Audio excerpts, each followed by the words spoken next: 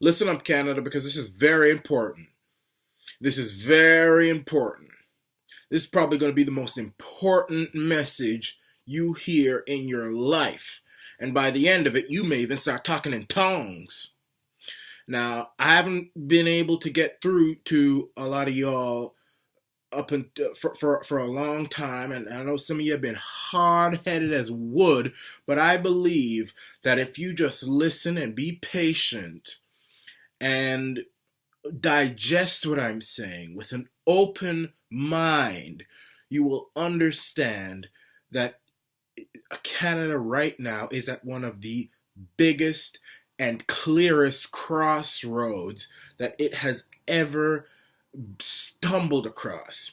And whichever route we take as a people will determine whether or not our country becomes a country of crime and rape and murder and drugs and destruction, or a country of peace, prosperity, uh, just amazing, wonderful, humane happiness and order. We can choose.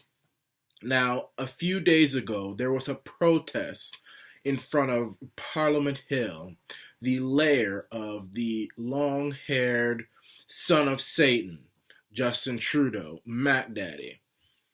There was a protest after his government transferred a rapist and murderer, Terry Lynn McClintock, who killed Tori Stafford in the most barbaric fashion. She was transported to a healing lodge, not to a jail cell, not to a dungeon, not to the chopping block or the whipping post, but to a healing lodge.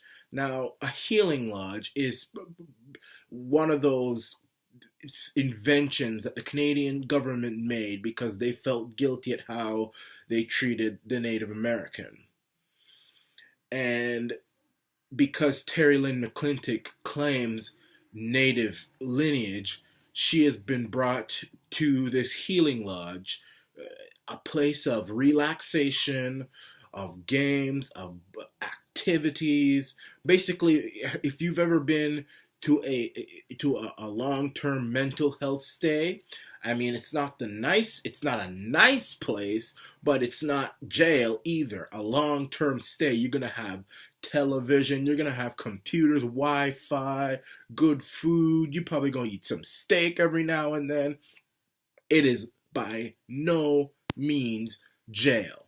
And this is a dangerous thing because if you know Tori Stafford, this young, beautiful Canadian woman, and you knew how she was killed, it would upset the devil himself. She was destroyed in the prime of her life, 8-year-old little girl, 10 years old, by this wicked, wicked woman, wicked and evil and cruel human being, murdered her and raped her. And for that, Tori is now dead and in the grave, being fed to the worms, and Terry is going to a healing lodge. Now, I've made a video about this, but I believe this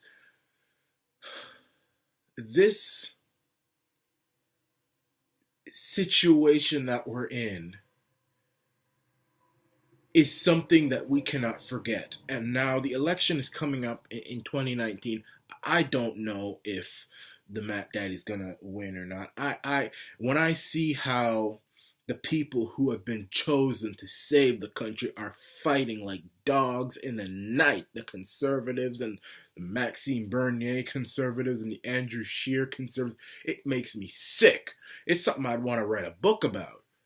Imagine heaven has been invaded by the devil's army. Lucifer's son sits upon the throne of God in heaven, slaughtering everything, tearing up everything, and the angels of heaven, who God has called upon to save his kingdom, are fighting amongst themselves in the most almighty girl fight in a generation, the Shears and the Bernier. Can you imagine that? Can you imagine that? You got paradise burning right now, and the angels are in a bitch awful street fight. It's a shame. It's a shame before God. It's a shame before man. It's a shame before life itself. But we have to ask ourselves, Canadians, and we got to get serious. We got to stop this foolishness that we're doing. Do we want a leader who is complicit in murder? Well, maybe not complicit, but who is encouraging murder? Who is encouraging murder and rape? Canadian, listen to me, Canadian. Listen to me. Listen to me. Listen to me. Listen to the Iran nation. This is your last hope. Hope comes out of my mouth. It don't come from your ballot. It comes from my mouth. And I don't have to listen to anything you cannot say. I'm telling you, this is your last god-awful chance. Do you really want to elect somebody who is encouraging this? Imagine this. I have a beef with somebody, whoever it may be, young or old, rich or poor. I decide I'm going to kill somebody and rape somebody. And then the government says, well, he's a black man, he's a minority, he was discriminated against, his people were discriminated against 100 years ago. We're going to put him in a healing lodge. What punishment is that? What's that? Do you listen to me? I'm begging you. Do you want me to go on my knees, Canadian? Is this what you want? Come on. I'm looking at the latest polls, and the Mac Daddy, for some reason, is 11 points ahead. This is by no means a slam dunk. You all have seen Trump. You all have seen Brexit. You all have seen Brazil. You all have seen Italy. You all have seen what's happening in Ontario, Quebec, New Brunswick, and soon to be Alberta. But let me tell you, when Canadians group together as a whole, they somehow lose their heads. So this is by no means, y'all conservatives can stay there playing the fool, trying to split up and chop up yourselves and fight amongst yourselves and carry on like a bunch of dumb. Y'all can play the fool all you want, but I'm telling you, if we don't get serious soon, you're going to see a country where we have a leader who is encouraging the most awfulest, the worst kind of violence, where people can kill and rape an 8-year-old girl and get away with it. Is that what you want for your country? Because it's going to get worse. It's going to get worse. It's going to be, you think Somalia is bad. You ain't seen nothing yet when you see a bunch of young people out there in Hamilton or in Toronto or in Montreal or in Winnipeg or Saskatoon or Northwest Territories, when they see that the man that has been elected after how Tori Stafford's murderer just happened to appear in a healing lodge after she killed that girl, and they say, I'm gonna kill Jane down the street. I don't like the way she looked at me. I'm gonna slap up that little boy down there on Queen Street. You know that boy is so rude. He act just like his mom. I'm gonna take my stick at him. I'm gonna whoop him so bad. I'm gonna lynch that boy so bad. The KKK go be jealous.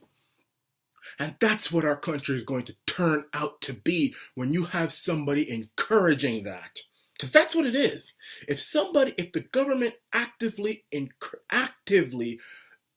releases a murderer and a rapist from prison and sends them to a healing lodge after what they did, and then when people try and confront that government, they say that they're just ambulance chasing, that's encouraging murder.